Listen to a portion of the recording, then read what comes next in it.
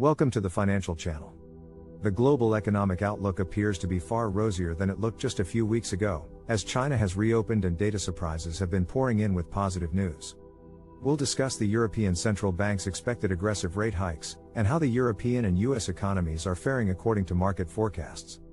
Last week, the US December CPI edged down 0.1% month-on-month, largely driven by falling energy prices and slowing food price increases. The Atlanta Fed wage tracker showed a sharp deceleration of wage pressures and informed the Federal Open Market Committee's monetary policy decisions.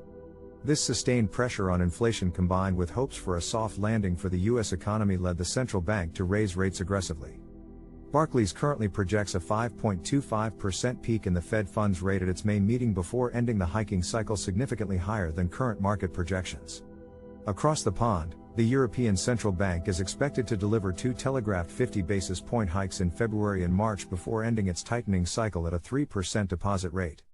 That's not the story in the United Kingdom, where sticky core inflation, tight labor market and rising energy costs have prompted the Bank of England to raise rates further.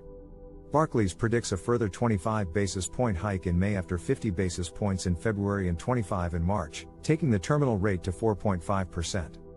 Surprisingly strong activity data in the Eurozone and UK last week indicate that the economic fallout from the energy situation has been less severe than anticipated, leading Berenberg to raise its forecast for the euro area from -0.6% to -0.1% for 2023.